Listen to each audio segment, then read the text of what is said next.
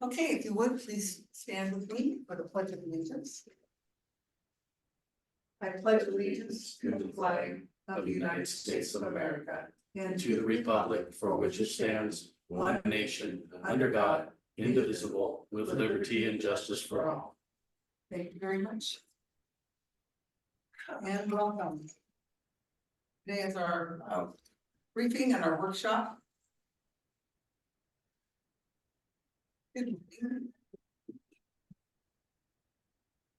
Morning, Jeff. Morning. The first item is port priorities, and so we'll wait till Travis We have gets one in, vote things on started. Oh, sure. There you go. Need a pen? No, and I've got a few of those.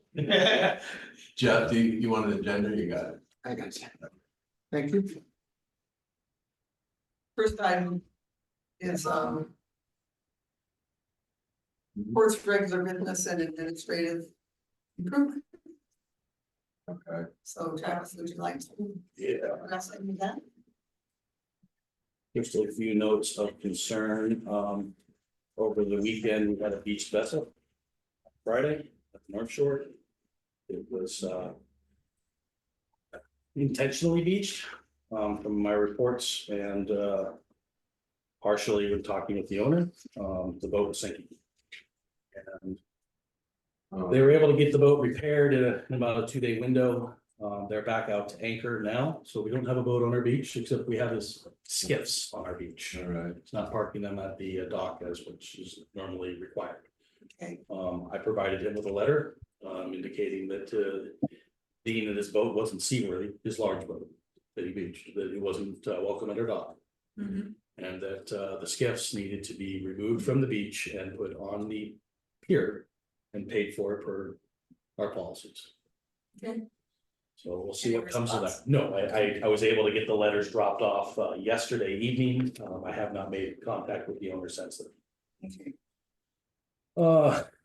Just a quick note, revenues are coming in slower than expected. When it comes to our exterior revenues, not our tax revenues. We're talking about gazebo, mortgage, the whole 9 yards. If there's any possibility that the commission can reach out to the community and find out where we can increase those abilities, that would be great. I've had to turn down about 45%, I would guess, of the people wanting to use the gazebo, because when I told them how much it cost, they said that's just too much. And they were angry. So, and that was for half days. They were looking at half days, $750. But we've sold, I think, 6 reservations here in the last 4 weeks. I mean, we're picking up reservations. It's just for a lot of people in the community, it appears to be too much. So Can you, so what, do you have, based on some previous screening, calling around and comparing where we're at with other options that people have, how we're doing with that? So I did find out that Island Lake out in Sheldon, they have a facility that they rent out that even has a commercial kitchen. Yeah. And they only charge $500 for the day. So we're way over. We are way over with them. There could be some more looking around over the next couple of weeks to see what other venues that are similarly posted, but that's kind of what Larry did in the past to get where we are. Right. And Yeah, maybe there were a that's, lot more yeah, expensive Right. things. and maybe that's not the right gauge for us. Right. Maybe we need to kind of take in our, our median income. And the people that are, in the district, and I've kind of, I set that in the district policy up for, special events where we gave them a little bit of a discount. Yeah. Maybe we can expand that for some avenues, because we had, I had 3 people want to do a graduation party. And they just, $750 was just too much. But they might have bid at $500 for a half day, and then it's just we're seeing, days not getting booked. Okay, well, you can check that out. And then it used to be. It was up to $1,500 for the full day. And then $750 for the partial day, but then we changed it and had 3 different seasons. Yeah. So we had our main season being the most expensive, because that's when we have all the weddings and such, and then we've got a a month in between, on the, before the main season and after the main season, the spring and fall. And then we had our winter rates, which are considered less. So that was our latest change, but, that revenue is one of our largest, sources of Didn't we exterior just revenue. reduce that? We did, yes. And we changed it into those three Correct. tiers, right? Yeah, So, okay. but that's something else that we might be able to gauge a little bit at Allyn Days, which we should probably have a little talk about. Yeah, We've got ourselves set up for our booth area and everything else, and if the commission would have any days on Saturday or Sunday to be able to man the booth for an hour or two, it would always help with the community engagement. just, yeah, I can't Saturday in Balin Hay, Sunday afternoon, I could probably do something. Okay. And I'm gonna be out of town. And you can all be there at the same time. I've created notices for each day of possible quorum for posting. Alrighty. Okay, Another thing for regular business, Endurus, that is going to be our largest bill besides the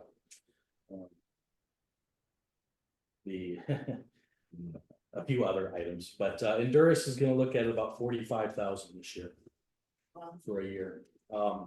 And if we do the quarterly system like we've done in the past, we pay $1,109 in interest. So it's not due until September 1st.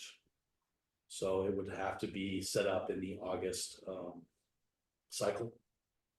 And there's a possibility, since we are working on the budget, to try to figure out exactly where we're going to be needing the draw from the water fund to stay perfectly afloat.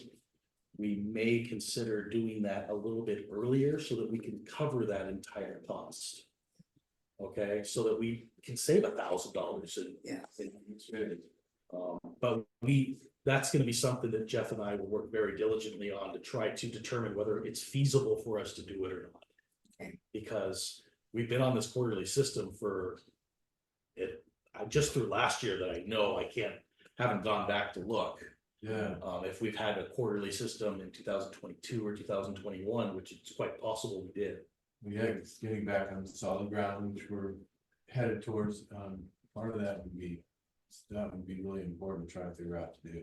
So it's little things like that we see and go, oh, that's gonna cost us more money to do it that way. We're trying to find some creative avenues to flip the scales on that. All right, okay, One question, yeah, sure. dealing with insurance. We were about 45 this last year, so this next year won't be the 8% more. Well, through all the changes that I made, the Oh, things that I've okay. removed, Fair. it looks like I've Could cut be that about the 8% same. out. Okay. But there was noticed something that wasn't listed on our schedule that I'm gonna have a discussion with them, and that cost could go up. Because the properties that we picked up are not on that schedule for the well system. Scroll on down that, is it possible to go through a different company for insurance for wells and water? I don't know, it's possible. Could be cheaper, like through the state or something like that. And I don't know how they evaluate. So really what we're looking at is, even after removing the stuff that I did that wasn't necessary, we aren't any higher this year than we were last year with the raise. So if we get all this settled and we raise by 5 or 8%, that was where they were targeted to be raised anyway. So it's just, when we have an elevated boat ramp that wasn't on the schedule, it shouldn't have been. It was, that made a big difference in our fees. Okay, anything else on that? No, unless you've got any other questions administrative wise.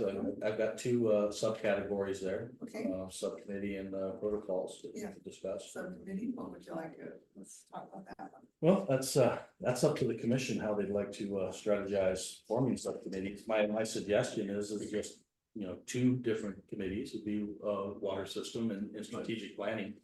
And strategic planning would cover, financials and various other aspects the port's involved in, but it also could cover, our comprehensive ski development plans. Well, I think just two right now is good. And then Yeah, finding members of the community to fill. Yeah, and plus, something that we can wrap our time and efforts around. Not to get too spread too thin, at least that's my thoughts. That'd be a novel concept. Keep it tight. Well, as far as the committees go, I'd like to see it. Not so sure we need a committee on budget, but I mean, Jeff, what are your thoughts on that? Or as far as how we're doing it right now? I'm curious if you're comfortable. I mean, you put a lot of effort, energy, and time into that. I mean, we're asking for a lot, so. At this point, it's a matter of your decisions on different points. You'll have to make strategic, you'll see when we get into discussion towards the end, there's a subsection here with the budget, Okay, but in short, we could, at this point, get away with not having it, okay, or, I mean, as long as you're comfortable with me pulling it together and providing you with. well, that is, we, at any time, Jeff, we can informally meet. Like we've done, without having a full-blown commission meeting. Yeah. We can, I'm open to that, absolutely, A lot of this, we're kind of getting down to decisions, so when it Okay. comes to decisions, I wanna keep it front and center with all three of you. Yeah, I mean, just, there's no use, I mean, we all got time issues, and it's like, okay, and if you say it's, full of Yeah. crap, let's go on to something else, that's fine. I'm just trying to look at the big picture and try to. pull it I all just together. wanna make sure you not only feel, but you know that we're as engaged as we should be or need to be, like with, cause No. behind the scenes, you're doing an awful lot. No, with the budget. I appreciate that, the understanding of that. The reward to me is that, one, hopefully I'm on target, two, you see the different points, and three, we make decisions on those and, Yeah, for better or worse. Hopefully better. But decisions nonetheless. Sometimes even a okay decision is better than no decision. yeah, So anyway, that's my thoughts on that. all right, So. Obviously you need something obviously in the water. And it's, So probably the way to reach out would be, we have a website, put it out on there, looking for volunteers and I don't want a real huge, board on that, because then it gets cumbersome. So I don't know, 3 maybe people. 3 or 4, yeah. the county's doing it with 3, so. Huh? The county's doing it with 3 off Yeah. the back. We have a subcommittee Yeah, dealing with just capital facilities. And, and then we report back to the main pack and, obviously it's way more involved than the board, so. right, So, it's, if you can't get it done with 3 or 4, I say bag it. right. We'll just do it in regular meetings.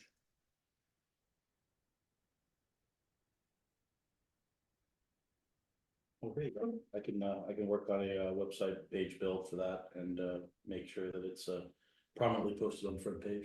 Okay, And then we can do some Facebook outreach as well, try to get the word out. okay. Any thoughts, gentlemen? Is that good to go?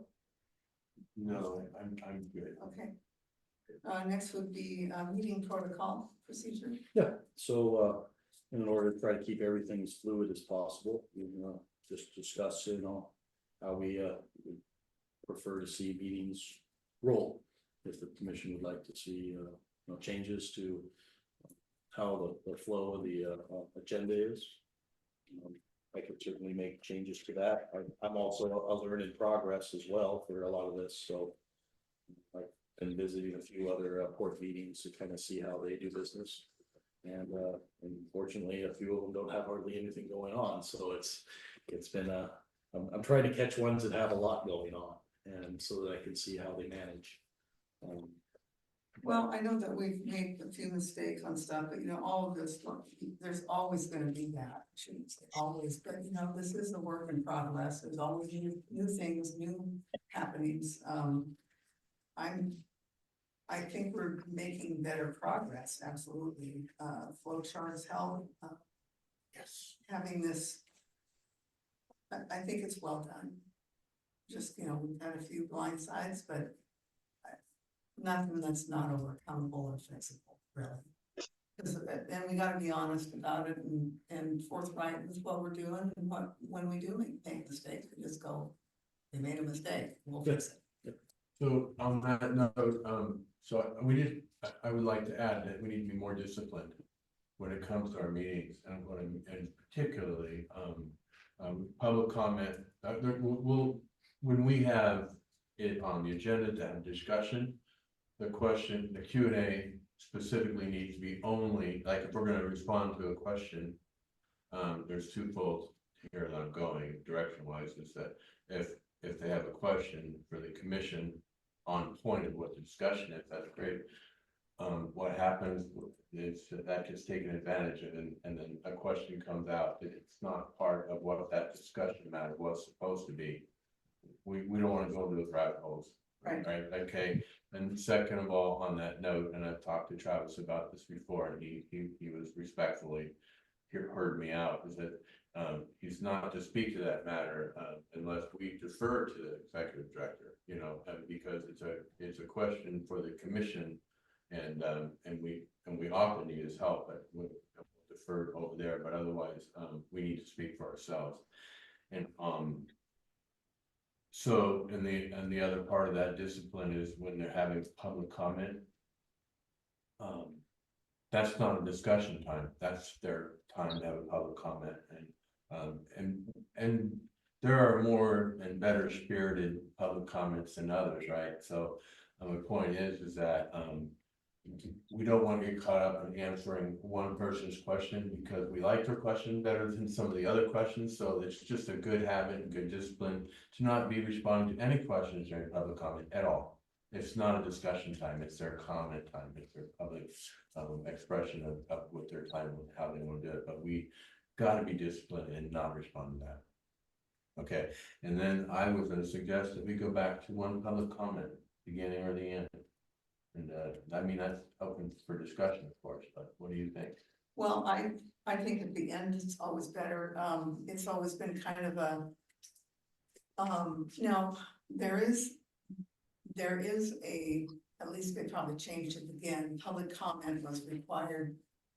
Before you can't, yeah, go ahead, because So I would advise two things. So Yeah, so the RCWs are clearly stating for ports, anytime a public action or a final action is being accomplished, Yeah, it is not actually, it doesn't take root if the public didn't have a chance to comment before it was passed.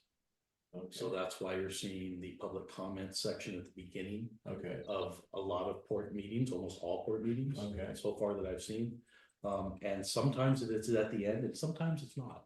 Right, Sometimes it's just one public comment. Other have policy that state that you can only use one of those public comment sections. You can't use both. all right, So if you choose to not public comment at the beginning, then you could public comment in the end. But if you public comment at the beginning, you couldn't public comment in the end. Your 3 minutes were already given. oh, really? Yeah, I think we need to go to that. Because. And I can bring back Each the, people beating dead horses. and I can bring up the public comment policy again and send it over to you so you can review it one more time.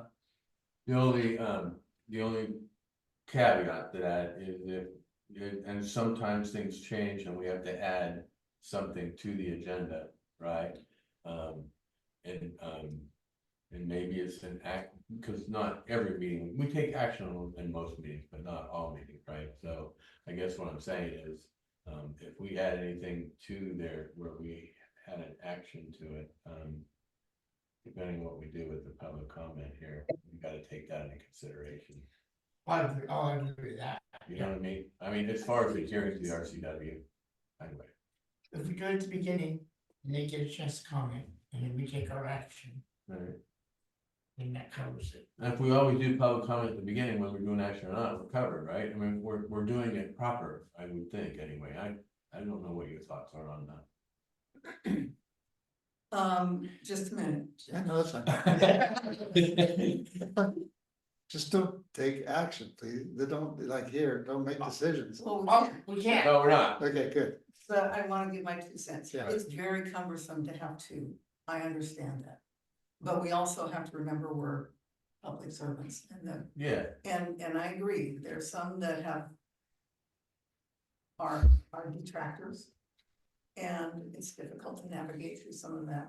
So, I mean, I'm not the boss, we're not gonna be, making any decisions, but I just wanted to say, I'm not opposed to having two.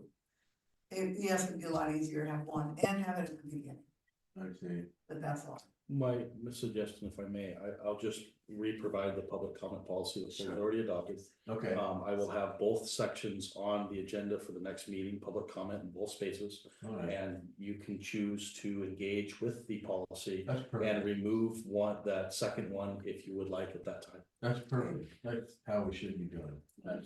Okay, Thank you, Travis. yes. That worked. Okay, this is, Just one thing to consider, the board might consider is that when people. Personally, I've been through a lot of the meetings, long time, you have to. Yeah. And there are a number of occasions where you comment, like at the beginning on something. And then you go through the whole process and then there's something you want to give you 2 bits that's different, a totally different subject. Sure. So I see, knowing that, first of all, I'll say it this way, it's a few minutes of torture or worse. No, agreed. yeah, I agree. And feel like I've gone through if you could state it maybe in the policy that, you can talk about the front, but that have to be, 2 different entities, 2 different subjects, fine. Something, I don't know, something, I'm not trying to curtail the public comment, but I just know that a lot of times, you come to a meeting and want to address this one item, you address it. And then you go through the meeting and, just like the last meeting, or one of the last meetings, when we talked about the refund, that wasn't on my thing to comment about at the beginning of this meeting, but at the end, when I saw what the board was doing, I made a Oh, comment I see. about how I think, you should look at, run by your legal, Sure. look at the insurance, That's okay, Yeah. I realize it's not always constructive, No, I get it. but I don't want to get it so you're having to decide, but you see the Yeah. And Yeah. And it was it's painful. it was, and it was, and it was to the benefit of the board to hear the second, Right, so that's That's it. true, yeah, no, thank you. Yeah. okay, I feel like every time I get to that point, because it is an important aspect. I do think though it needs to be different subjects, not just Agreed. keep hammering the same thing every single, that's like. They can email you over and over and over if they want to do that, Yeah. there's no stopping, so. They do well, that too. and the key is to not respond, you respond sometimes, so. Yeah. So, you gotta be careful, Oh, yeah, I'm gonna stay out of this, huh? I'll stay out of the family fight. Well, I think that's part of just us working together too, I'm not trying to just. I'm trying to make sure that we all can just learn to listen and then move forward. Yeah. Sometimes it's hard, with the stuff you're hearing, it's just. We just don't do it. Yeah. And so,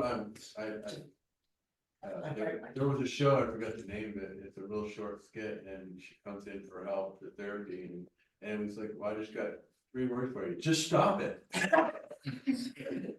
Pastor, my church is that's his counsel. Anyway, yeah, so. Boy. Okay, that'll just not. Okay, well, thank you, gentlemen. All right. Okay, are we okay with the protocol procedures, I am, water system? we're gonna get a schedule of fee from you.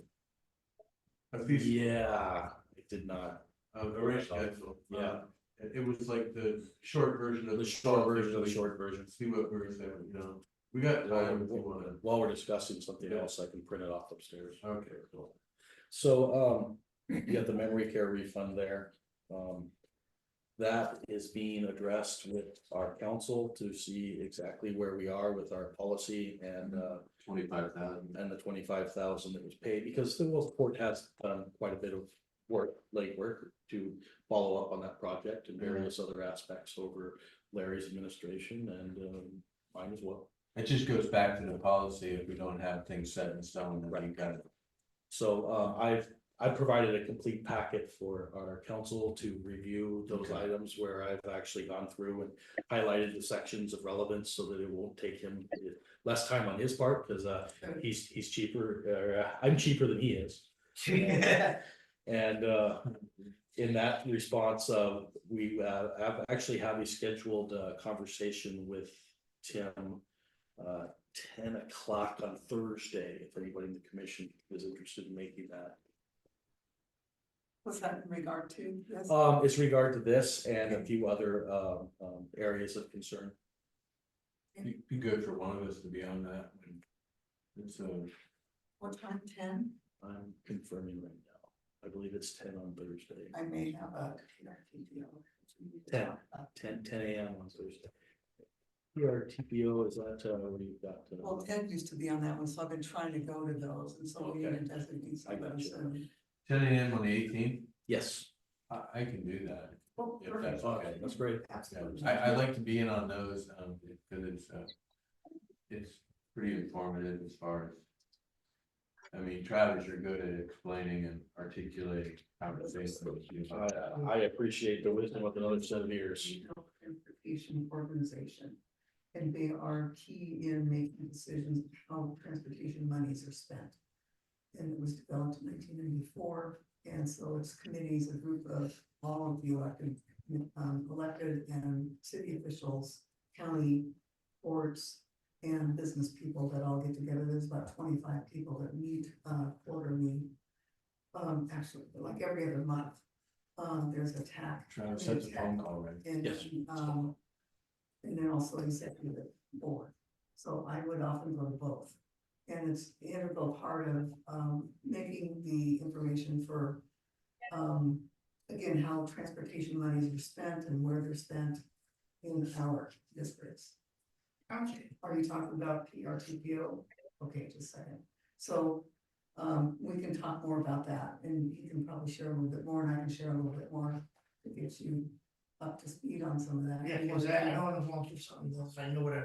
Did we, But otherwise, I might be interested in doing that, because they can pick it up. I was just curious, were Mr. Cedarland's on there? Yes, Okay. yeah, he's We're waiting for, yes, a spot. in a Okay. spot here, number two. Jeff, okay, go ahead. On the refund subject, Yeah, remember on the contract that the board signed with me, with the water, the acquisition of the water system, there's time I volunteered to answer questions.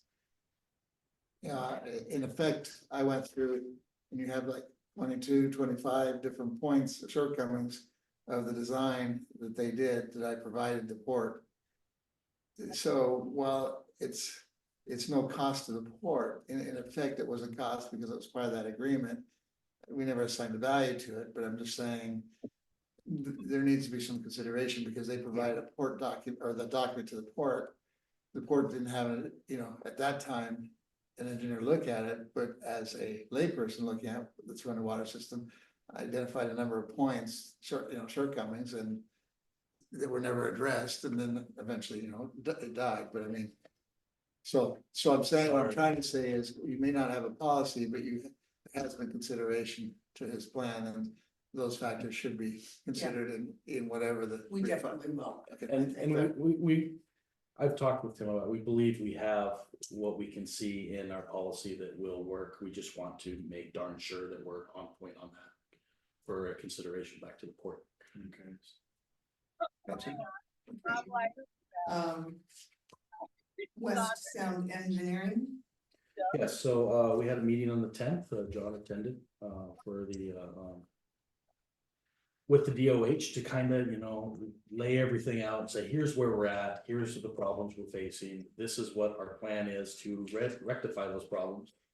And we were hoping we could go maybe a faster route, but it doesn't look like we'll be able to go that fast on getting our connections up on our newly acquired system. But as long as we have everything in the application process with them, it appears that we can share connections between the two systems as soon as consolidation occurs.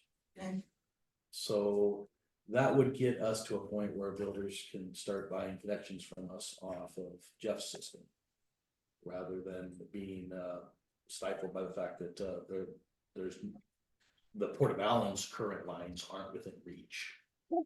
So we have another meeting with, Mike of West Sound Engineering at noon today, right after this meeting. Okay, So there's some progression there, and that's going to kind of entail our booster pumping design, which we've got a sign off of from Mike, that it will fit within the scope of our loan. And I've sent that over to DOH so they can start our pre-contract. Oh, really? Yeah, so we're on pace there now. Good.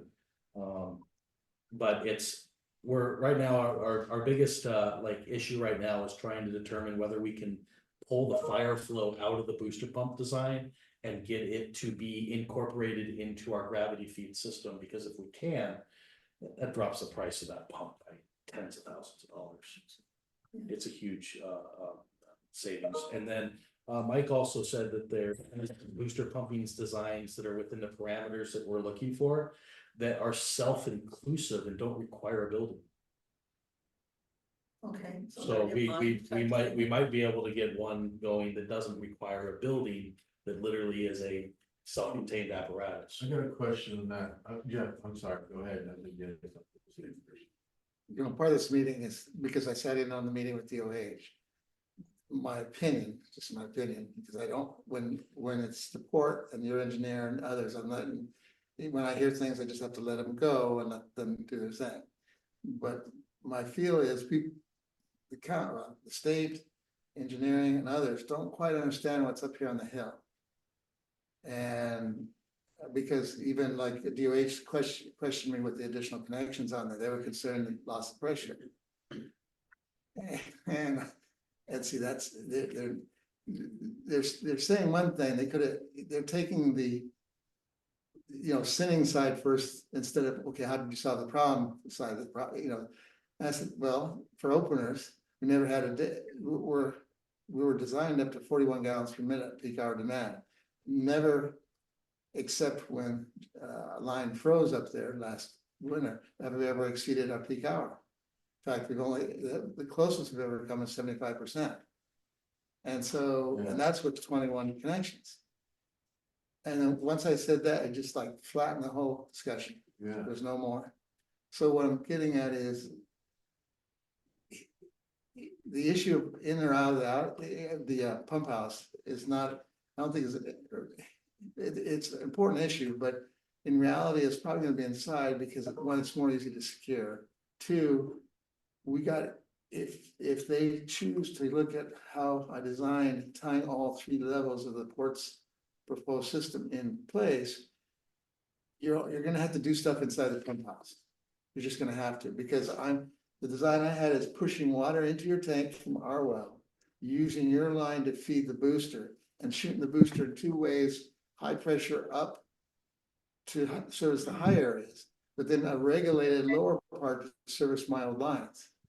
So that they have their 60 pounds, they have their 60 pounds, and you guys have what you've normally had on the property. Okay. I have not heard anybody say that all the way through yet, and so I'm nervous because Are they aware of that though? I'm gonna hit them again today.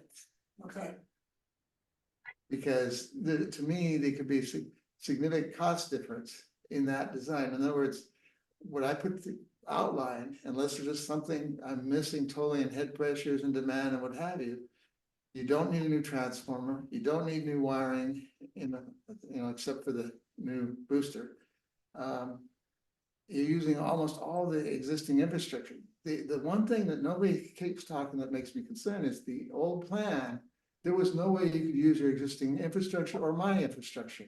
You had to run all new pipes. All new, and the problem with that is, yeah, you're gonna run new on the high pressure stuff, but then you'd have to run new on all mine. And so, those are pretty big, basic things, and if people aren't saying that, it just makes me concerned that they're not reading or they're not understanding. And I've seen a number of points approved by the DOH. I know they got a lot of stuff to go through that I don't think they've read. Well, let's make sure that doesn't happen. I can see how we can get caught in a corner there. This is how we got caught in the corner a couple Yeah. times already. That's really wise. They don't, and nobody's talked about zoning. They don't understand what our zoning is up there. They don't understand the topography of the isolation between, Tacoma City Light going through the middle or Lakeland Drive on the other side. There's a big miss. So. Bottom So line, say I'll keep you- pushing. yeah. I'll push. Okay. But I'm just saying, on top of what he's saying there is just, that's my push in these meetings, when we meet later today is. This is why you're such a pivotal part of this, John. Seriously. Because otherwise, you're gonna blow through the budget hard. Yeah, we can't do this. We can't afford that mistake. Anyway, that's my 2 bits on boosting. Are we, Oh. because ladies, if there's a comment? Do you have comments? Are you wanting to speak, ladies, or? No? Just trying to fast track our education on Yes. water Okay. and asking ideas. Well, Yes. do you want to introduce yourself? Because I'm not. Sure, So- sure. Carol DeCunto, a newish resident here in Okay. Allyn, 2 years. I live halfway up the hill All right. and was questioning if we're taking advantage of the existing gravity, if my water supply is above my house or below my house. It's on, And, yeah, it's on my home system. yeah, is it? right, yeah, Okay, yeah. all right, cool. And you you- too? And I'm Connie Bartolek, also a new resident, about a year now, Oh, Right. and I live at the bottom, Oh, probably getting gravity feed. well, welcome. Oh, Thank you. Great.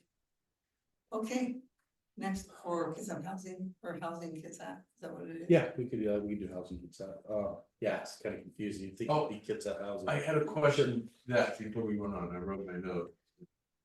Anyway, the fire flow, the pump combined with the gravity, right? So if I understand it, basically, that's the angle, that's what you were talking about, is that if between the gravity flow we have already and the pump, we don't need such an excessive pump, is that what you're needing to do? If the design takes advantage of the terrain. And works it kind of like this new proposal that's coming in for phase 2 for Kids Hub Housing and the developer up there. If it takes advantage in that approach, then you don't need the big pumps to do the fire flow. Because you're using gravity for fire flow. Okay, And see, that's one piece they missed. That if you look at your elevation and you look at the county code, you're within 400 feet. okay, And see, they boosted the whole damn thing for fire flow. Oh, all right. So if you run, yes, you might have to run 2 pipes. But one only has to be one size and the other is the fire flow size. okay, And it can be strategically placed. It doesn't have to run the whole length. It has to Okay. be 400 or 500 feet in range. the other part of that question is, so if, God forbid, that fire flow was there because we needed it, right? There's a situation where the fire Yeah. department plugs into that. Obviously, All things under my. that fire flow is gonna flow out of that tank Yeah. faster than the water going in there, so there's only a certain amount of Yes. water And available. that's all in the plan, in your plan. There's some weird calculations and the engineer's starting to run into it. I ran into it when I was trying to figure out. When Larry was here, How many gallons is that tank again? it's 144 144 gallons. gallons. So what it is the fire flow has to be rated for, I believe, 90 minutes at 1,250 gallons per minute. Yeah, you got, I think the port has a variance Yeah. on that. Mhm. And, but the bottom line is that. In the design I'm proposing, there's no. You can lose all the juice, you can lose all the electricity, and you still have a propane fire in a house somewhere or building or whatever, you can still deal with it. Whereas technically speaking, the boosting side, you'd have to have generators too, in addition to everything else, Sure. or it's dead. You know, Right. So it's an 8-inch line, right? Isn't that right? For the fire flow, yes. Yeah, an 8-inch line, and then they use 4-inch and 2.5-inch, and when they're actually fighting a fire, right? Well, the 2.5 inches typical. Well, oh, yeah, okay, The reason why I'm asking, you're talking to pumpers. how many gallons per minute would they be pulling out of there, for each hose, each line? I'm just wondering how long that firefighting is gonna last, that's all. I can tell you this. I can't remember what pressure they're coming out, but I know where my dad's building is at the bottom end of Lakeland. It's one of the only properties in not in Lakeland, is served by Lakeland. It has 130 pounds static. Meaning you want a pressure washer, a bulldozer in a hurry with a fire nozzle, it's great. I would love for the fire department to come. But what I'm getting at is, this whole county is set up with tenders. Where they have their 500, 600 or 1,000 gallon type tankers, and they go to these different points to keep ferrying water in. Yeah, First of all, if you have to dump 100,000 gallons of water on a house. well, no, this isn't the issue. No, The issue is that a house is burning down, that's nice and everything. Yeah. The issue is that we're a strategic location for them fighting a fire that's much bigger than that. yeah, Like in many parts of the North Mason area, but, up there in the hills. but that's not what your water plan says. Your water plan is really addressing here. Well, that's our responsibility, Yes.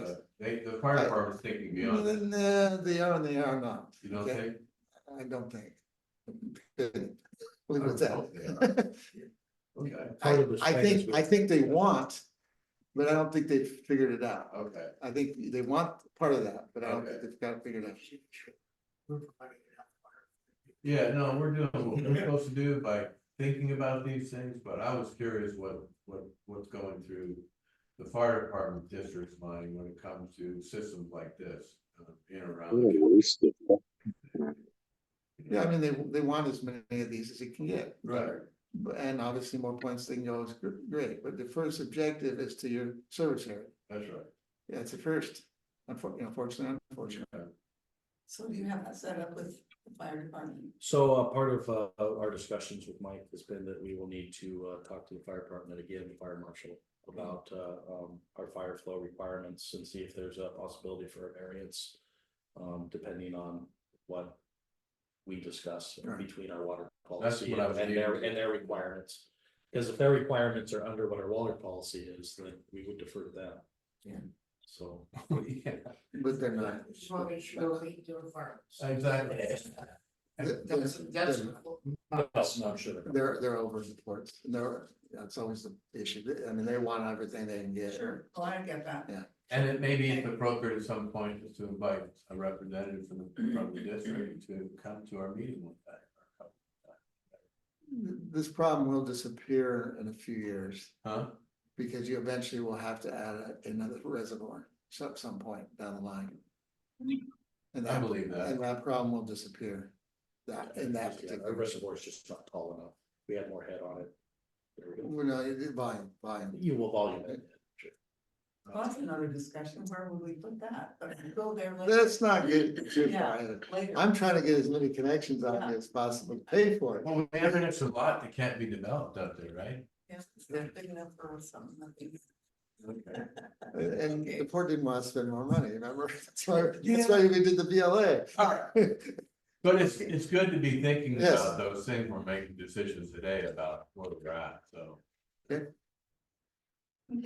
Okay, housing kids then? yes, Sure. We're gonna have invoices going out this week for their 9 lots that they're ready for availability on, so they can finish their short plat at the county. It's gonna be about 69,000 in the water system. There may be more in the future, another 13.5, but they are waiting to see once they've gotten everything together for what it's going to cost them to build their booster pump. And their infrastructure to see if contracting a port prevailing wage would be cheaper than paying the extra fee. Is there any pushback on our fees with them? No. Okay, thank you. okay, They're also working on as-built from phase 1, which has got 12 houses on it, which will be connecting to our water system next month, actually. We will start building next month with those. They've already received meters and the homeowners have, just started to, do the drywall and fences and stuff, so. I talked it over with their supervisor and also with their director, that we would need to start charging for those at this point. We can get it any longer. And they had no problem with that. So as-bills are close on that phase 1 project. We've had some contact back and forth with their civil engineer. And those with a schedule showing our easements are gonna be coming in together from them.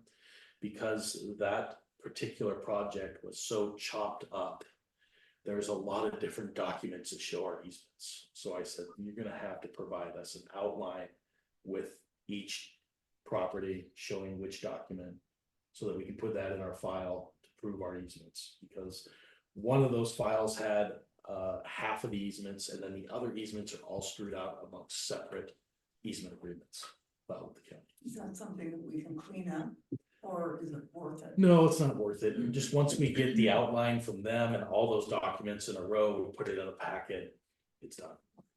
So, Okay, other than that, I've provided we had our engineer overlook some of the booster pump station that we didn't have a port engineer really look at for that phase 2 project.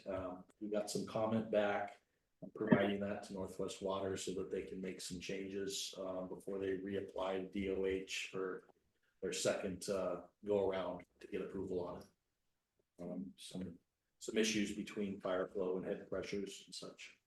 okay, Peak hour demand numbers needed to be relooked at, because we don't relook at those, they could be a problem for us in the future of the system, not today, but the future of the system, which is the most important. Yeah, they're setting, in fact, they're setting the standards that I questioned earlier in other meetings, and so we'll try not to get now boxed in by previous data. okay,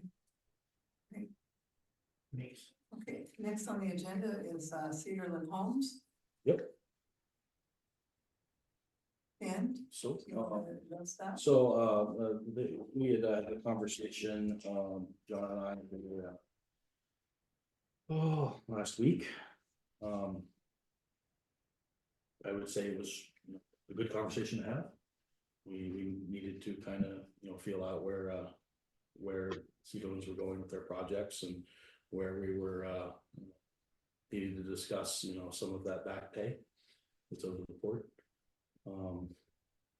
We are still waiting for their documentation from their books for their payment process, but we provided them with our payment schedule of all the payments we've taken in, and a spot for them to say which addresses do these payments go to, so that we can get that figured out between our old administration, the way they kept the books, and what we have today. Okay. Other than that, the Cedarlands have voiced a desire to see policy change, which is kind of in the department of the commission. So, Did you have any comment, right? Yeah, did we post a memo on the website? Did you do that? I've drawn it up. Okay. I have not posted it yet. I Okay. figured it would be proper for the commission to see it. before Yeah, it's I did posted. too. So that will be available for the regular meeting. Okay. Just addressing some of the potential inconsistencies and getting things right before we post anything on the website, and then not posting general information like that. And so it was, I guess and I had my ideas, and so Yeah. I'll present what I suggested and Okay, on how to. It's a bit of an apologetic letter, just coming to being a little transparent about in moving forward from here, a direction that we're not going to repeat. yeah. Okay. Any other comments about that at all? Joe, did you want to speak to anything about it?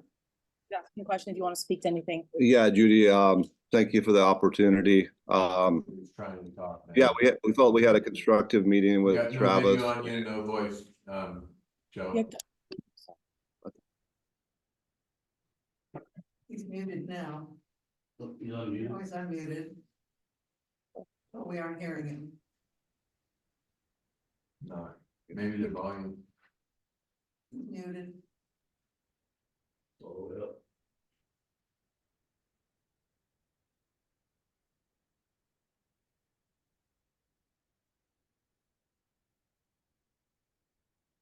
Okay, can you hear me? Yeah, thank you. Yes, Okay. Yeah, thank you, Judy, for the opportunity to comment. I feel we had a constructive meeting with John and Travis last week, and we discussed a lot of different topics, but the main focus that we were trying to get across the board is that in the port's mission of supporting and promoting economic development, we feel that the fees for the water connections need to be consistent with what private enterprise is charging from surrounding water systems. And that's a big issue for us as far as moving forward. We did get the a list of accounting from the port as well. We're having our accountant review that. So we're going to be working through that. And we'll need follow-up to present a plan on how we're going to address that. But what we're really looking for is as policy change being addressed by the port to support economic growth and development in their district with competitive water fees with private enterprise. And that is kind of a key thing for us and also other builders to move forward in the plat of Allyn, which is going to generate a lot of revenue for the port, going to generate a lot of economic activity in Mason County. It's going to benefit the community. It's going to benefit home values. It's going to have an overall positive impact in a lot of areas. And so the port, stepping up and showing their desire to meet their charter and assist private enterprise is going to be very important. And so we're, looking for you guys to take that seriously and address it and, move toward a policy change. It's our understanding that there needs to be a public notice given, and there's a time frame that has to be addressed and to follow the procedures and the policies of the port. And so we would like to hear from the port on that as how quickly that can happen, how quickly you're going to be addressing that. We have a call later with MTT Homes. It's going to be purchasing some of our lots in Allyn, and they're also very interested in hearing what the port is going to be doing to address water connection fees because it impacts some of their decision making as well. Okay, Yeah, thank you, Joe. Yeah. thank you, Joe. Okay. Anything Okay, else? thank you. Mhm. From our meeting, there was discussion with Mr. Cedarland. Mrs. Cedarland about mostly with Mr. Cedarland about the lots across Lakeland Drive. There's 2 parcels there that has the possibility of subdividing into about 72 homes. Of course, those are also in the competing service area of Washington Water and possibly leaking into Lakeland Village's actual service area. Now, Lakeland Village has been pretty clear that they only want to service what is considered the village. And those properties would lie outside the village. As farthest they go south is the church up on the hill. And they did that as a special case just because it was the church. So I've worked with Leanne up there at the water district to get a way of getting documentation from them. That Lakeland. That they would only be interested in serving what is the village. And I'm hoping she could provide a map that shows the village and the parcels along our edge so that we can use that as documentation that they have no interest in serving those other areas. That'd be great. And then the other stipulation, of course, is Washington Water. Yeah. And the Cedarlands had in the past gotten letters from Washington Water to service areas such as 91 Sullivan Street, which is in the plat and now connected to the Allyn water system, and 3 more lots in the 60 block. And those were gone after by the landowners, not before. It's typical the landowners will go after these other water systems to find out whether they can provide water or not.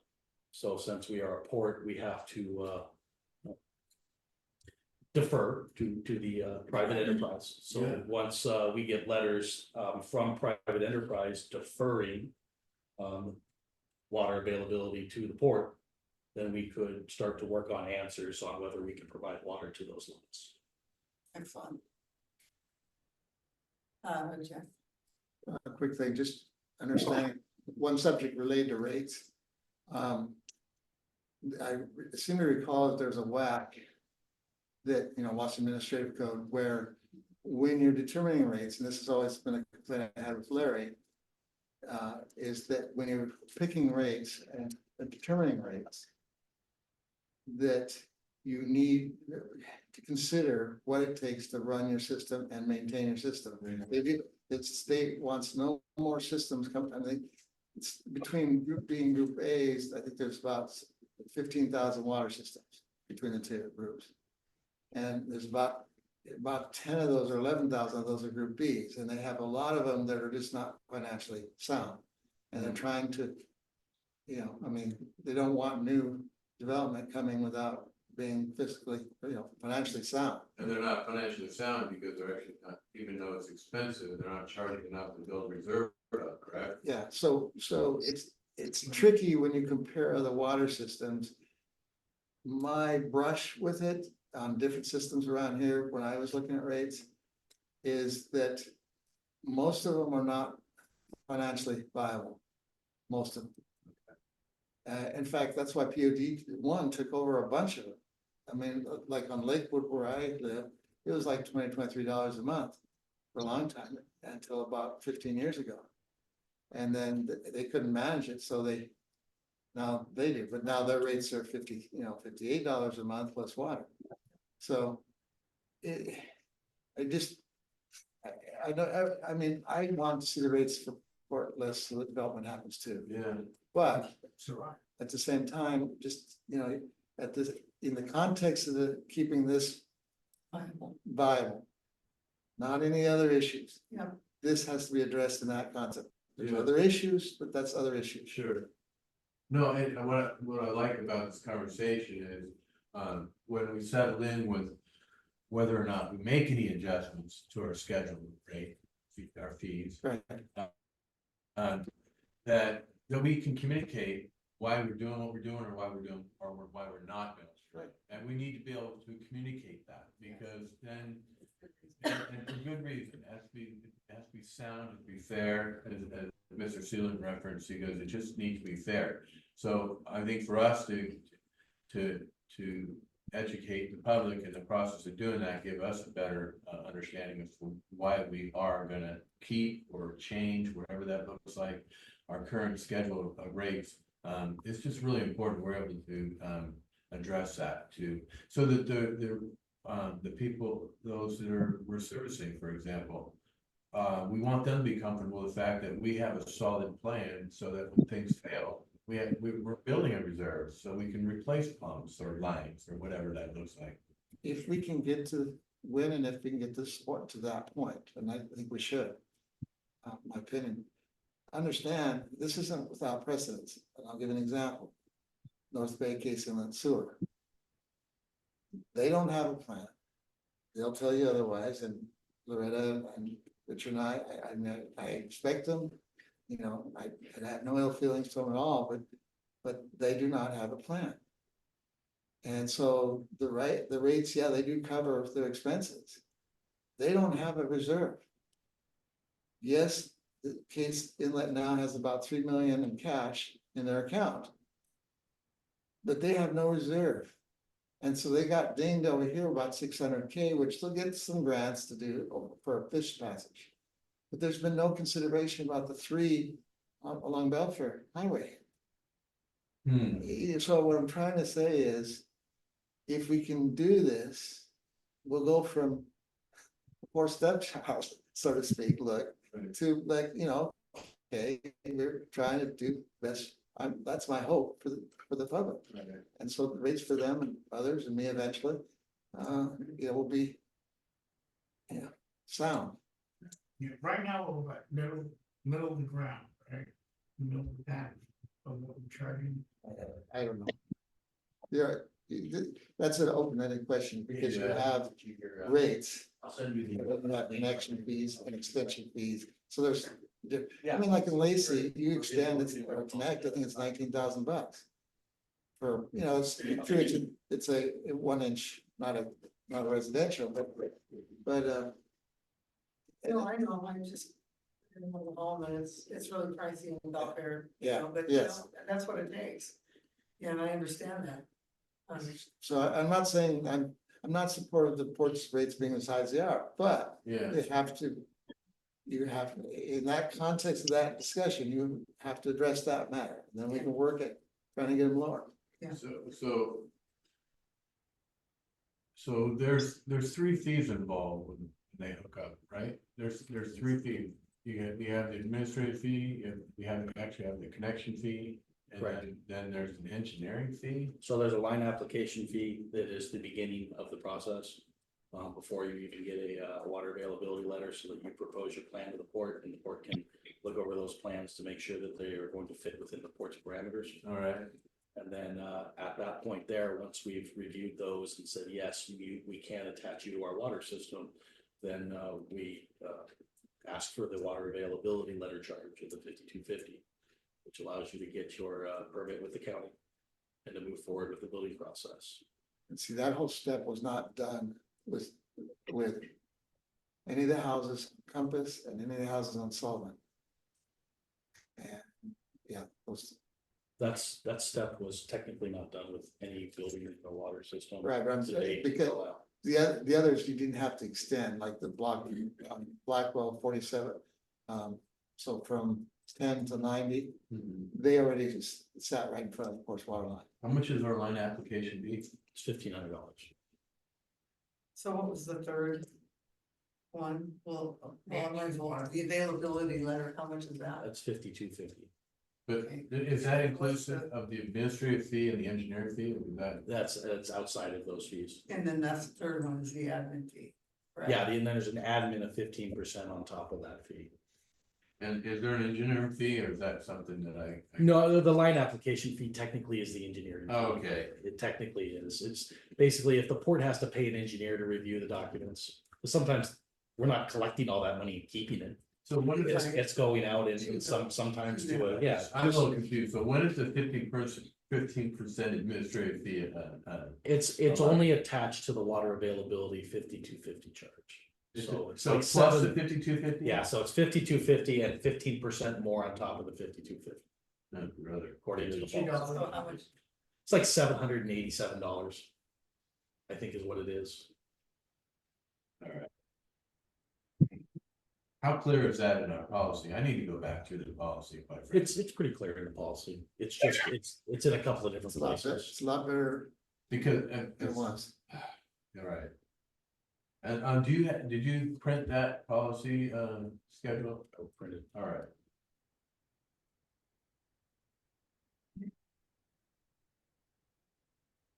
Okay, anything else on that? We want to move forward to the water funds. Tier emergency repairs. Sure. I try to do 7 things at once. So I have a whole bunch of questions on this, but I'm not gonna pick it up now. You know, the water. Yeah, I'm do you mind if I connect with you on the phone and ask you some You can questions? ask me after the end of this meeting too. Yeah, just not for any other reason other than, it would take, No, I have a lot of questions, that's No. why. by the fact that the engineering. Well, what I wanna do is I wanna be able to come to the next meeting, with having asked Jeff a bunch of questions regarding that, and then just discuss it before we take any action. Okay, Is that okay? sure, well, yeah, Okay. but they might be good questions. Well, That's why it's we already started with them, Okay. it's like, because I want more information before I even talk to Jeff. Regarding that matter with the Washington water, the Belfort water, the Shelf, the PUD, I wanna kind of be looking at a lot of Okay, different gotcha. things. So I want- Just remember. It's like people, they're not really all the same, but they're people. No, I know, I totally get what you're You saying. treat them all the same. Because you even brought up a good point where, some of these other water districts are in trouble, because they're not charging enough, Yeah. and they're not building reserves for major problems they're gonna have. It's not a matter of if, it's a And matter of when. we're not yet at the point of saying, is this the most efficient way to run this thing? Yeah, We're trying to do, Run efficiently. just take what's there and get it under. see, I'm already building my case for whatever we decide to do, whatever that Oh, yeah. is, because Yeah. part of that is being able to communicate back to my initial conversation to the ratepayers and to, the city. Well, developers need to know, because like in the case of Emerson's project, the memory care, there was a major oversight there, a major. It sounds like it, yeah. I mean, and even their, again, even their engineer did not, they did not put in the backflow preventers. You got a healthcare center. That's required, yeah, that's required. You kind of set them up for failure, well, that's, I don't want to say that, Their engineering, I believe, did, for mistakes, definitely mistake. yeah. But for example, they didn't leave room. The backflow preventer for an 8-inch line is about 72 inches long. There's no space in the, where the road was and all this to even put it, Okay, These are the beast. thank you. you know? And Sorry. Davis. Okay. anyway, Can I make a comment? Oh, yes. Sure. So, one of the, following up on the discussion about setting rates, and so Yeah. one of the requirements for the Port District under the RCW 53.08.040 is that such conditions and rates shall be sufficient to reimburse support for all costs, including reasonable amortization of capital outlays caused by or incidental to providing such other pollution control facilities. So basically what the state statute says, if the port meets the requirement to be in the water business, that it needs to be basically just charging enough to recover its cost of operation and any amortization of loans that had to be taken out to facilitate the port operating a water system. And so, and I think the port wants to be in compliance with the laws of the state and meet the requirements. And so it seems that really has to be given strong consideration, that the rate setting is meeting what the RCW calls out for. Because, you know, that's important, that the port is in compliance with the RCW. And so that is, as the port develops these rates and considers this in its discussions, it really needs to develop what the actual cost is of operating the water system, and then set the rates that are in compliance with the RCW, as far as being rates that are enough to reimburse itself for its operation, but not profit off of the operation, because that's not what the RCW says. And since the port is in the business of supporting and promoting economic growth and development, it's not in the business of itself benefiting economically, then it would seem that the rate should be set in a manner that support the charter of a port district. And it seems that should be important to the commissioners and the director. So I just wanted to bring that up as another consideration as we were working through this conversation about rates and the amount of the rates. Okay, thank No, you. thank you very much, absolutely. Thank you. Words. Yeah. Makes sense. Okay, moving forward for Allyn Water Funds. Sure. The here emergency project, Commerce has the complete packet. I just got a reply from our manager there that we needed to.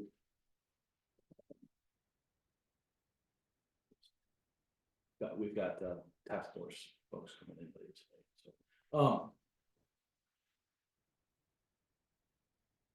Commerce got back to me, okay, and they have gotten the complete packet. They just needed a evidence of insurance form from our insurance, which I've emailed our insurance, and they're working on that. And then something about a site control that I believe I asked you about. And I sent an email, trying to clarify exactly what they're looking for, because they didn't ask for that on the well project, so I'm not quite sure exactly what they need. They say that they can find a site control for the property next door, but not our property that's attached to the dock. So, working through that, I'll get some clarification from them. But other than that, it's completely in their hands after that. Okay, Um, and then, Oyster House. It Yeah. would be, we're just at a point now where we're waiting for, tribes, the tribes, well, the tribes are done, okay, as of the 10th. No. Yeah, they did not respond to any, there was two of them that, sent the read receipts, means that they read them, but the third one didn't bother to do that. okay, So we're clear on that, I just have to provide that documentation to Commerce, and then we can start seeing where that money can start to land in our pockets again. great. We can go out, because I know we're gonna get access. I will know more once I submit that stuff. Yeah, it was. I wanna say 4 weeks minimum when we did the well. For them to overlook everything. So I would imagine it'd be about the same. So where are we with the engineering for the platform for out there? So, I have the, professional services agreement that, we reworked. Yeah, I'm providing that in a packet to, CSD for them to review. See if they're okay with that, then we could, go forward, via Art Anderson, or we could go out and shop around. okay, But having that professional services agreement, which every port has, is pretty key if we're gonna do any kind of work like that. what is the timeline on that, do you know? Are we gonna get that I soon? can't imagine it would be very long, All right, so well, let me know. hopefully I have if an there's answer by the anything next I can- meeting. Anything I can do to help expedite anything, let me. Sure. Okay. Port safety and security, Yes. And then here. Trying to get Brad and Roy into our meeting.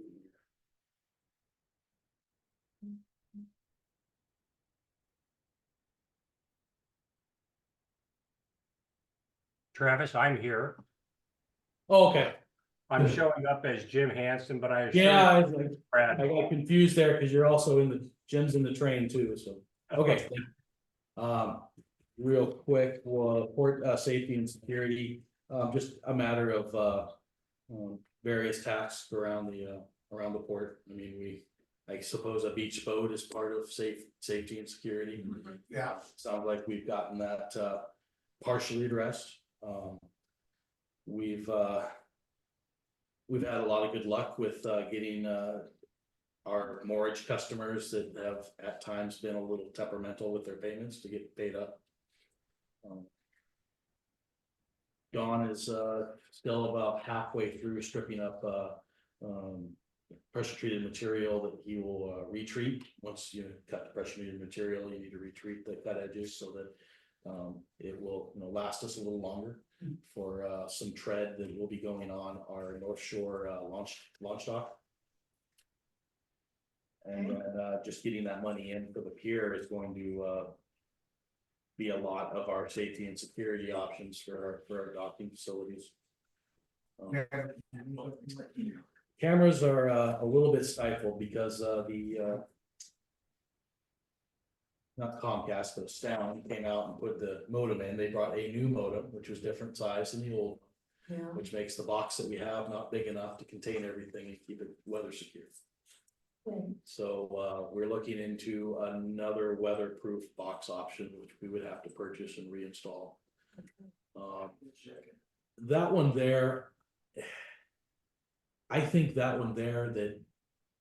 It's probably about $200 a box. I mean, that's not the huge thing. It's getting someone to install it. oh, And that's something we can. I think it's something that we can do with the right direction. I mean, it's not like it's something that I haven't done in the past, but it is electrical work. Yeah, Technically, and I did find out just recently that, in fact, in the last few days, we got a bill from the PUD for $132 for pull attachments. So, something that Larry hadn't probably told the commission is that when we hooked up those security cams, they had them attach it to the PUD pole. Every time you take a, and you have Yeah. and every time you attach an electrical device to the pole, then it costs you money every year. So it's $132 a year bill for us to be attached to that pole. Wouldn't it be easier to get our own pole? It would be, so and you know, the thing is that it doesn't need a full PUD pole, it needs a 4x6. It doesn't have any like cameras attached to it, it's just the operating box. Where all the wires go out, Mhm. the wires come in. So, you know, we're gonna look at it, I have a meeting with the PUD representative, Brian from PUD. Because we need to also redo our interlocal agreement for our signage, all the signs that are attached to all the PUD poles around the area. Sure. of the park, Yeah. Which is free, that doesn't cost us anything, we just have to have an agreement in place and document where each sign is. Okay. So. After that meeting, it's gonna be the 24th, I believe. We'll have a better idea on what we can do there and maybe a way we can reduce that fee or get rid of it if we can just shift that box over and drop the pole over there. Cause it's possible that all of our conduits come from the same location. If it is, we just shorten everything up and we replace the box. And that's something that we could look into actually doing in-house. That way we can avoid having to go out and do the skate, because it's really all it is shortening some conduit and shortening the lines or coiling them up in the box after. Yeah. Which is another option too, because it's just Cat5 connections. It's not something, it's something that I have done. I mean, it's not like something I want to go out and spend more time on, but it's something that really is necessary for us to change the dynamic of our security down on the North Shore and how much money we're spending keeping up on it. If we can simply look at the camera and go, Don, you don't need to go down there today. That's just another trip that doesn't happen, Okay, so. keep me posted, Yeah. you know, for the man lift and all that stuff. Okay. Back to additional topics. Are we done with the port safety and security? I think so. Okay, Sweetwater project, we did get a public records request from Ken Van Busker, just wanted to take that. I don't think we really need any discussion. No. And pre-planning for 25 budget. Any comments about? Yeah, I was waiting. for Well, that. I have a few things to add to the Sweetwater. Oh, do What do we you? do? Yeah. Been working with Mindy Harlow to get some agreements together with their lawyers. That is still forthcoming. Once we've kind of hammered down what their idea is for that, then we can, you know, transfer it over to our lawyers to talk about it. But the Sweetwater project is still in a holding pattern because of a lot of this stuff. Mhm. And I've just made it clear that the port doesn't have the energy unless, you know, a commissioner takes, you know, some lead on it. The office is just inundated with everything else. That's why it was literally left off of the priorities list. Yeah, exactly. So, I mean, it's not going away and nothing. As far as I'm concerned, as we reprioritize coming into this year, I want to stay focused on the thing that we already have established as our priority, right? Then we'll come out of this year and redirect our focus if we need to. And it's not costing us any money, you know, it's not- It's not, I mean, some might say it is, but it's not, because like we'll let Mindy and their council come to a place where they're comfortable with the contract. Yeah. And then We'll see what that looks like, and that's gonna take time, so. And I will have to make contact again with the RCO and kind of give them a progress update. I do have, part of Ken's request there was for documentation on the ORCA, certification that, there's no asbestos there, and I have that available, so I can pass that in to you. But, I will also need, of course, the commission to go through their emails and make sure that they don't have anything that's relevant to that request. Okay, And then another thing that's off topic of that, but kind of goes all the way back to regular business. We probably ought to have the commission bring their computers in one at a time so that we can go through and do whatever kind of document dumping that needs to be done, or their phones and their voicemails. Just keep mine and keep doing it. Yeah, yours we found a problem with, so we're gonna get that addressed for you before we get it back to you. And that's working with, because we don't have full administrative access because we bought into the. I'm in no hurry to get that back. I'll bring my own. Okay, Phone with you said, Yeah, no. before meetings. other than that, Sweetwater wise, that's really all I've got to say. Okay. Budget planning. All right, so I have a question before we go into that completely on the budget. Can you explain to me what, and correct me if I'm wrong, there was a $5,250 bill that was, that put a kind of strain on our budget, from to do with the computers and. Yeah, so, What was that? so what it was is it was something that, the previous administration paid for Okay. years ago.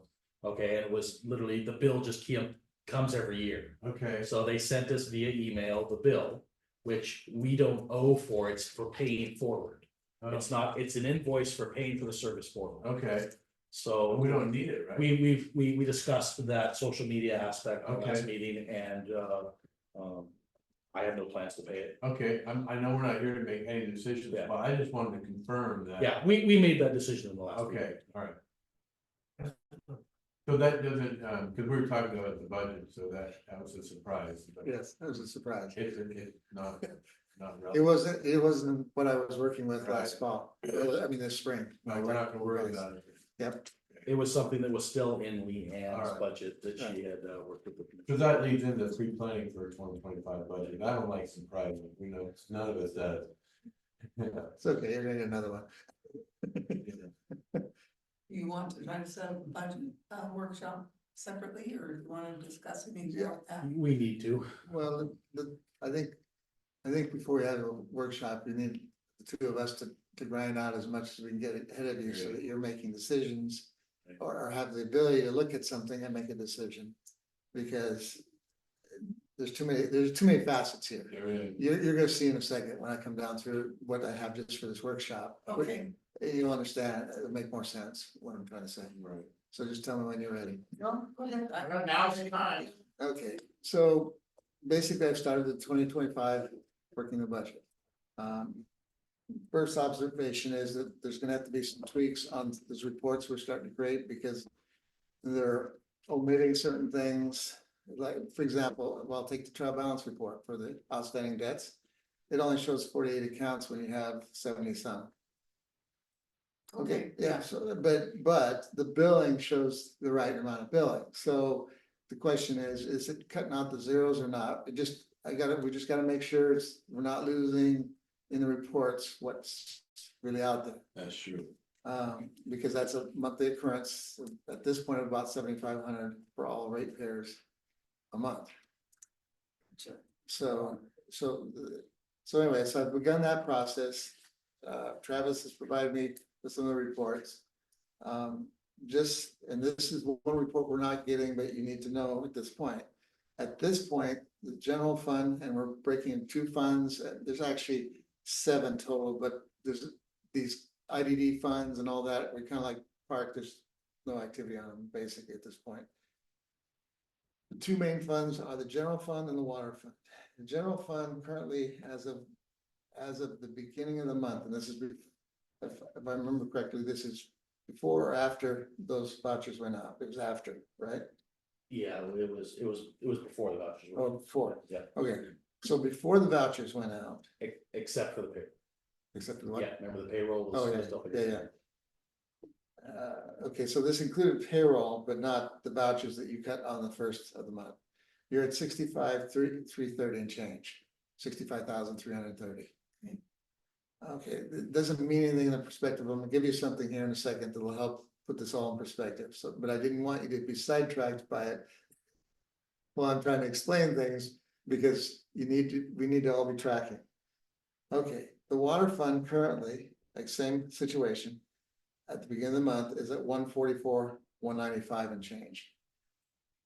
100K of that is your ARPA. Yeah. And so you 25, and I know you're not gonna refund the whole 25 potentially, but so that number, whatever, is coming out of that 144. Yeah. Okay. Okay. So. Okay, so you got that kind of sitting in the back of your mind. Okay, Okay. In taxes and your excise fees and timber and all this, generally speaking, it fluctuates because of timber and things. But generally, you're 320 at this point in time, you're 320K to 340K, generally speaking. And and I could have provided all this, but I was pushing the last minute to try to get this for me to be able to work for you. So sorry, but I'm gonna give you something. So at this point now I can start to give you this. okay. So you don't, I just didn't want you to get, because it'll sidetrack you in a heartbeat. That's why I said surprising. Communications. Yeah, Sorry. Yeah. now that you've told us that. Right. We won't get, Okay, We but needed before, that. before you get into it, don't focus on it yet. okay, Don't focus on it yet. Okay, so you understand this taxing, so that's one of your incomes. Currently, on average, you average somewhere between 40 and 60K in the fees and the things you're collecting, which you're running a little behind on this year. And you're barely gonna make 40 if it holds true right now. Okay, so but let's just take the 340 as a high number, and because it'll be easier math. And the 60, the high number of the accessories, so that's 400K. This is just general fund, we don't count grants, we don't, because they don't cover things except the project. Payroll is gonna average currently around 205 to 210 a year. Current expenses with all these, there's still 3 different types of licensing or 4 different types of licensing. Roughly 100 to 105, so I just take the higher number, so we're at 210, 105, so that's 315. 44K is your bond. And I put 49, but it's gonna be somewhere between 45 and 49K is your insurance. Okay, that pretty much covers the port as far as the general fund. What that means right at the moment is at best, there's no wiggle room, zero, I mean $0. At worst, you're like 8 to 10K behind the 8 ball. Okay, that's with no legal, no, I mean, this is now. It's got better because of what they've been able to, manage, their staff has been able to cut and whatever, but there's not a lot more rooms to cut. You just can't get rid of the licenses, you're gonna have. well, that's where we wanted to get, so. Yeah. Good. Okay, so, but the board now understands that basically, in the best of such circumstances right now, you're basically zero across, on average year, It's a wash. it's a wash. The whole general fund's a wash between all the things you do. Which Okay, is better than what it would work. yes, but this does not include it includes some repairs to the facilities you have, to the That's general fund. interesting. But it does not include anything replacing like capital facilities, okay? It really puts it in perspective. Yes. That's why I said, okay, so now with that, look at this chart. And at the beginning at 6:30, I said, okay, you're at 65, 330, right? And run that balance down and you can look at each month. And the reason I highlighted in kind of a light red is that's when you're getting kind of tight. So then that gets me to the next question. You'll see there's some negative numbers there. As you come into February next year.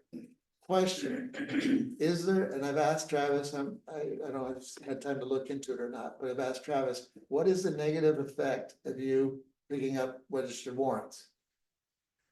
It's, we pay interest on them, but it's very low, it's like 2 point, I wanna say it's under 3%. Which is better than anywhere else we would be borrowing money essentially. So my question is, as long as it's not hurting, I'm thinking like a person or a business. As long as it's not hurting your credit rating or your ability to get, grants or any of these kind of things.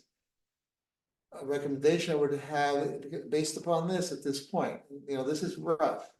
But this gives you an idea what's going on. If that is the case, then I would not borrow any more money from the water fund. this year, to try not to. It depends on what we do with this insurance thing he's talking about, but if everything stayed the same and how we've done things in the last several years, as far as the payment cycles and fees and all this kind of stuff. My recommendation to the board would be, you know, again, don't make a decision, but my recommendation is do not borrow from the water fund because it just is aggravating the problem. Okay, I mean, when you gotta charge some interest. what's that?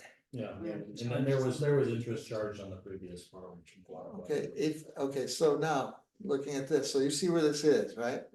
And I just stopped at this point. So for sure.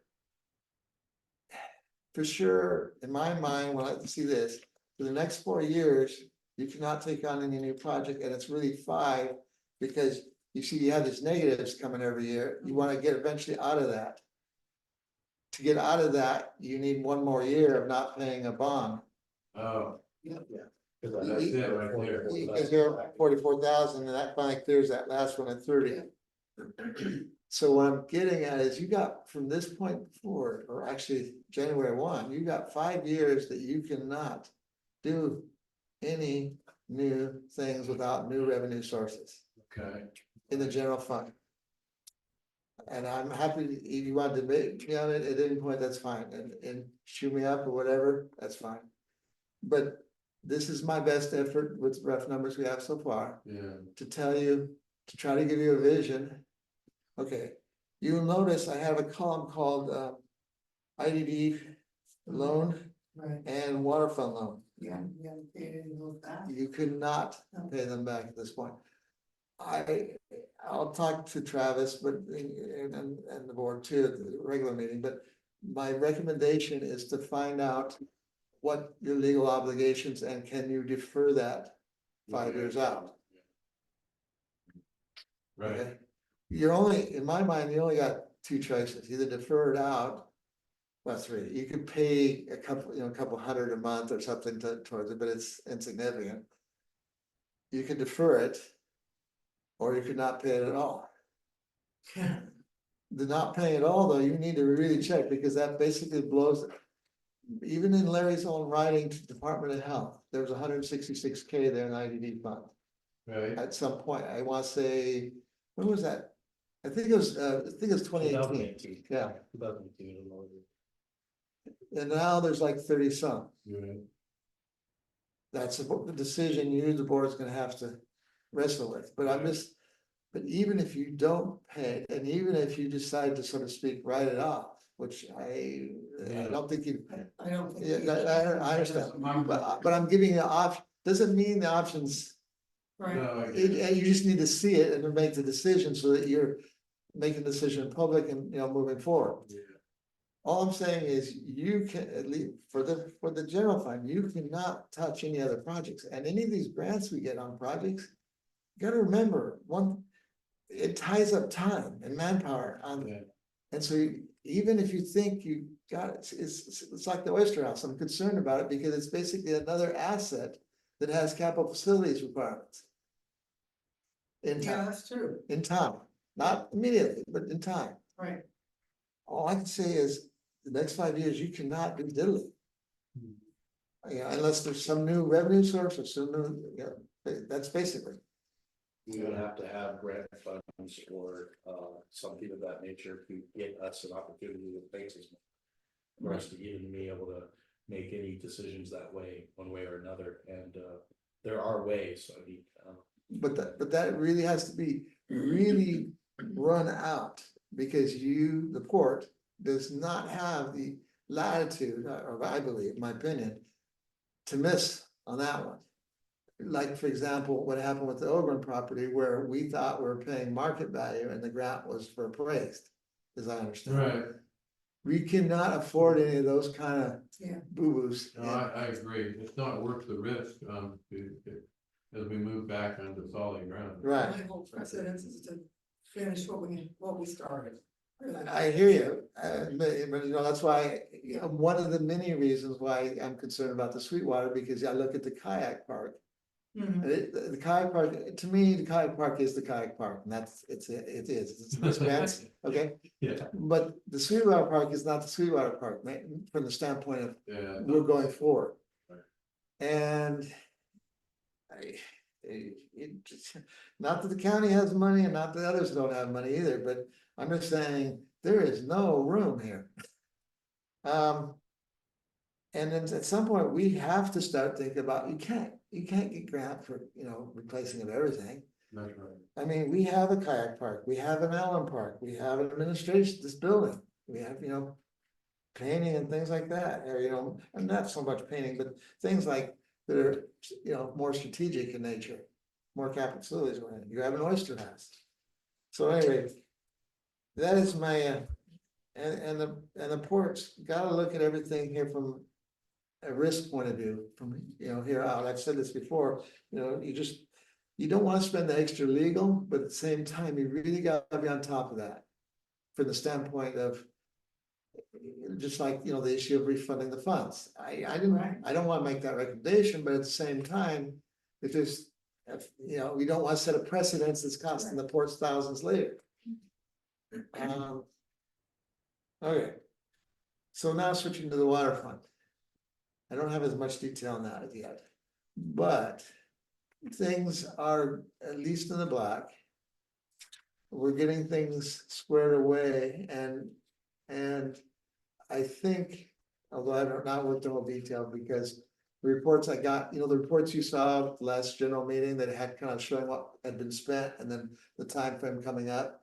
The problem with that is it didn't have the detail. It had the summary, but I could not work with the summary. I need the detail to know exactly what's coming up from where to know whether things are working out. But at least it looks like for the first time in reality, the water fund and its operations will be just barely in the black. We are going to make a couple considerations that are different than last time. I've asked Travis to talk to the insurance and ask him, if you didn't have the water system or you have the water system, what's the difference? So that we get the full cost of that over. Separated. Yeah, not so much to separate it, but really to make that, because it's a big bill. Uh-huh. If it's only 5%, then, general fund's gotta deal with it. But if it's like 33%, because, It's huge. yeah, then it needs to be over there. Right. Travis has told me that, that they're tracking times. We're gonna try to get a little bit more exact on the labor that's going into this, Right. so that it's not just a 15%. The fact that we're even getting into that now, it tells me, some of the headway we've made already. Yeah. Beginning from this year after. So the big thing is, it's not quite working out. The one thing that's not quite working out is there's delays in getting these connection fees because. And I'm not complaining to the board. I know I mentioned it way early on that we needed to update the water system plan, but we got lost in the detail. I get it. And now we can't, you got the water system, the system has the capability, but we can't touch it, put anything on it. We need to get past that point because there's funds sitting out there that. Yeah, agreed. So we thought those would be coming sooner. And in my mind, the funds, whatever funds are required out of, J&J Development or Sealand Homes, some portion of that has to be worked out. Because right now there's only, except for a couple closing, that's it. There's none that's ready. So, but what I'm trying to say is the water fund is getting into the black. And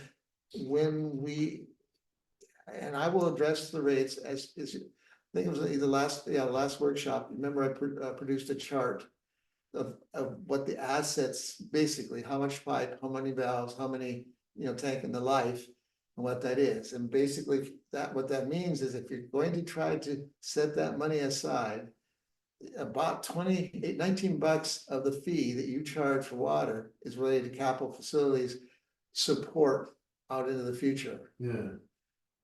And I expect that we'll work that to rates and eventually, come full circle. So that, we can adjust rates if need be or whatever to get us in line. But again, we must, you must get it balanced both ways. In other words, I don't want to charge the community more, but at the same time, the taxpayers can't pay for it either. What else about the waterfront? Oh. Consideration. No decision, but consideration. I'm recommending, I will be recommending that the port set up a couple capital reserve funds. One for the water, that when you put funds into it, it's gonna have to be hell or high water. That you pull, no pun intended, but Yeah. that you pull them out and it's, yeah, yeah. How do you figure out a percentage of that, you know? I mean, Well, that's what I'm trying, the light. yeah, The that information you gave us yeah, already. yeah, yeah. And so you take all those different figures. Yes. And then you come up with. Cost divided by Yes. 15 years, Okay. whatever it is. I'm also, I've mentioned this to Travis, that we need to think about a facilities, capital facilities fund. Even if you can't put anything in it this next year, to begin the process, so that when you do collect or get some, or we think we at least can put, 5,000 in. It's there and it doesn't go out because you got these different things we just cannot be codependent. So you're calling that something different, the capital reserve fund is different than the capital what? Well, they're both capital reserves, but one's for the water fund, one's for the general fund. Oh, okay, got it. One's for all the facilities that we own. Yeah, and you might want to, we might recommend that we separate that between what I call harbor type things versus non-harbor type things. Like non-harbor, they park the building, Yes. whereas docks, they seem to be a little different when it comes to ports and how that's handled. We may wanna have it like a 3 tiers, water, marine, I'll call it marine, Yeah, and, marine and admin building. yeah. It seems, it's interesting, it seems so obvious that that would be what you want, but when you get stuck in the forest and you're trying to step outside, which is what you're helping us do. Then you see that the basic things that need to start happening like immediately, Yeah, no, I'm just I saying. used to do this a lot for maintenance support overseas, Yeah. when we're in Seattle and supporting stuff in England. Right. Because the idea was that we had to go in, do our job and get the hell out of there and hopefully never return. If we returned, we screwed up. Yeah. And to the point, we actually spared on site, so all they had to do is send us stuff back. And they could put, a lot of the stuff was modular, so they could plug it in Yeah. and go. Yeah. So it's not, you ask, how do I know this? This is not unusual ground. I used to Yeah. do this all the time in an earlier life. When is your meeting? Oh, we got a time crunch on it. Yeah. So, and then if we can wrap up budget, then we got one more task. I think that's enough for the board. I have a copy of all that work you put in with the different, life. Yeah, we'll like that, but you get the drift. Yeah. And and the board understands what they're seeing there in that list as far as just the general fund goes. Yeah. Yeah. Okay, It'll also help us understand how much we were supposed to have put away for things that have already been in the ground for X amount of time. Right. So we can reach that time. Yeah, exactly. We know there's only 6 years on average left in these different components. yeah, If we needed to have 20 years of back storage at this point, then we can see what that is and we have a goal to get there. We can get darn close, that's for sure. Well, I know that you have another meeting at noon, so. Yes, and then we also have the last item is the fisheries task force, and we've Yeah. got Brad here, if he's still here after the long wait. right. It's Jim. It says Jim, but it's Brad. It says Jim, but it's Brad. I am here. Yeah, Brad Paul. Thank you. Can you hear me okay? Yes. I'll go ahead and start the video, but I'm getting little messages saying my internet connection's unstable. So if my sound breaks up, I'll just go ahead and shut the video down, okay? Okay. So it feels to me like asking for money after a budget conversation is not a good plan. We did not plan that. Travis, I think you set me up. Oh, no, we just want to make sure the reality's there. Okay, no, I hear you. And I appreciate the detail that's required to figure this out. I have shared some updates previously around the Case Inlet Fisheries Task Force, but I'm not sure how many of you have heard them. Travis is on the task force and has been participating in several of our meetings. So I know he's getting up to speed. So my plan here today was just to give you a little bit of background, but tell you more about where we are headed. How much time would you like me to take? I know you're probably running over We got already. about 10 minutes. About 10 minutes? Yeah. Okay, so my name is Brad Pomeroy. I'm the facilitator for the Case Inlet Fisheries Task Force. We have been around for about 3 years now. And we've enjoyed support both from the Port of Allyn and Port of Grapeview, and we've strived to have a commissioner from each port as a member of our task force. The other 6 members are from all around Case Inlet, from Stretch Island to Harstein Island, Pickering Passage, so all around the area. And our common interest is really to, and why we formed in the first place was to try to understand and address the dwindling salmon populations that we're seeing in the North Bay and all of Case Inlet. And it's been quite a journey. A lot of it is just educating ourselves on, what the issues are, who the players are, who we need to partner with, maybe who we need to avoid, because there are, people that have common interests and common goals to ours, and those that are completely opposed to what we're trying to do. And when we initially started, we were really focused on what we thought was the answer, which was the reason that the fish populations began dwindling here in 2003 is they stopped releasing fish from the Coulter Creek hatchery.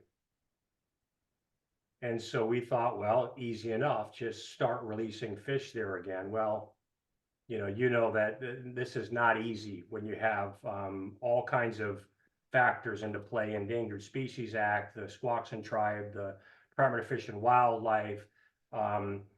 And what we learned about Coulter Creek is that, as obviously they're continuing to raise fish there, they raise about 2.5 million smolts there each winter.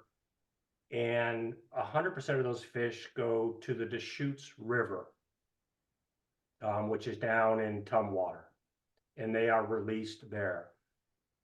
We also learned that that's, I guess, kind of rock solid agreement between the Department of Fish and Wildlife and the Squaxin Island tribe, that they get those fish each year. What it's dependent on in terms of changing that scenario at Coulter Creek is the completion of a new hatchery at Tumwater, or on the Deschutes River. Once that hatchery is built and they're able to rear their own smolts and release fish from that hatchery, then we have capacity here at Coulter Creek, and potentially 2.5 million or 1 million fish to be released. And that is really going to have the biggest impact on salmon in the North Bay. I mean, for those of you that have been here for a long time, and honestly, it was before my time, our time here, the fishing was pretty phenomenal here, and it's just continued to dwindle, primarily because they weren't releasing those fish, or not releasing those fish any longer from Coulter Creek. We then learned about a program in place over at Point Defiance, and it's a partnership with the Tacoma Public Schools and SAMI, which is their Science and Math Institute, where they put in temporary net pens. These are not fish farms, these are not permanent net pens, but they're basically putting in smolts, keeping them in the pens for approximately 3 months, and then releasing them in the wild in May or June. And the school is kind of the foundation for this. It's a foundation for their SAMI education tract. And when we visited a couple of times, I mean, the students literally are there every day when the fish are in. They're doing water quality sampling. They're building underwater submersible robotic devices to monitor the net pens and the area around the pens. It really is phenomenal. It got us all charged up to see, these young students so excited about salmon and learning more about how to care for them. And we also learned that that education component is really key to getting anything done going forward. Because quite frankly, when you approach, whether it's the Squaxin Island Tribe or the Department of Fish and Wildlife or you or others, it's hard to turn down help for our teens and our kids, right? So we started working with the North Mason High School, and they have launched a program. It actually is launched this September. It's a pathway program around natural resources, which is a lot of the curricular came from SAMI. So they're talking with Tacoma schools, and they're going to launch this curriculum. So what this does is this builds skills, and in some cases certifications or AP courses for kids in our area to enter into the marine fisheries field, right? And obviously that's a huge employer, in our region, and it's very important to our environment, our ecosystem, and everything, that we probably hold near and dear in terms of being in this area. So we started partnering with the North Mason High School to help them with their program, and started working towards getting an initial net pen, temporary net pen installed at the Fair Harbor Marina. And just back to Point Defiance, it was a partnership it was the Puyallup tribe donating fish, Department of Fish and Wildlife, and the community. I mean, when they were releasing the fish into the net pens, there must have been 70 people from the community there, very excited to see what was happening. And they have so many volunteers, they turn volunteers away, right, to feed the fish, manage the fish. It really brought the community together, and they rallied around, more fish, but also this opportunity to provide this education to the students. So pretty phenomenal what they've done there. Today, this last year, they received 55,000 smolts from the Puyallup tribe, or I'm sorry, 85,000 from Puyallup, 55,000 from the Department of Fish and Wildlife. Our goal is to get our first net pen installed probably this January at the Fair Harbor Marina, and we're working to make that happen. And we want to start with one to prove it out. This will be a foundational component for the school education program. So we'll have the kids heavily involved. As I mentioned, we've been partnering with the Squaxin Tribe, Department of Fish and Wildlife. The Salmon Center is big, and Mindy on the education component, the Port of Allyn, Port of Grapeview, you're all partners with us, as we move forward. So we'll get that initial net pen installed in January. We've got the specifications, some cost information. We're in the process of getting an updated aquaculture lease agreement with the DNR for the Fair Harbor Marina. They already have an aquaculture lease. They're raising oyster seedlings there today. We just want to extend that to accommodate the net pens. We're working with the Department of Fish and Wildlife to secure the fish so that when the time comes, we've got the fish available to us. And we kind of view this as, call it kind of a stopgap until that hatchery is built and we can address Coulter Creek again. In our meetings with the manager of Coulter Creek and Minter Creek, it's the same person manages both facilities. He acknowledged that the Department of Fish and Wildlife is interested in releasing fish from Coulter Creek again. And so it's a matter of time, and of course it's always a matter of money, but the money will can come, it's available. So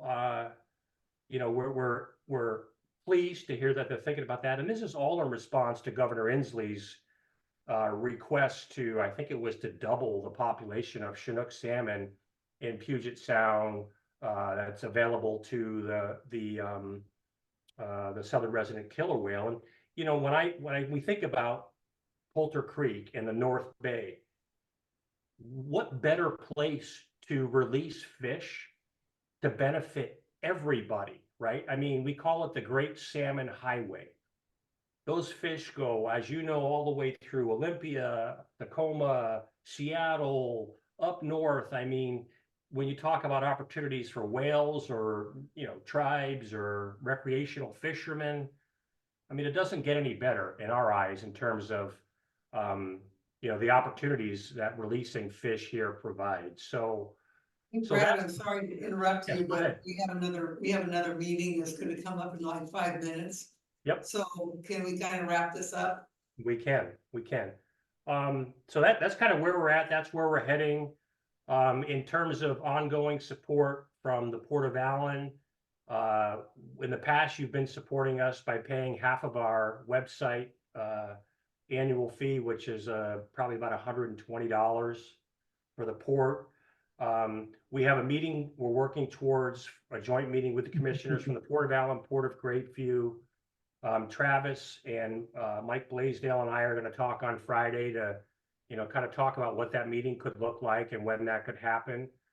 We probably will have a request at some point for some funding to purchase the actual net pens and some supplies. So that's kind of Okay. where we're going. Yep. Thank you, Brad. Yeah, you also asked for one of the commissioners to be part of that. Commissioners, we don't have to make the decision today, but I just wanted to bring that up. But thank you, Brad. Okay. And we will certainly keep in contact, and thank you so much for taking time and waiting through this whole meeting and waiting till the end, and we appreciate what you do. Okay. Thank you. Well, good. Thank you.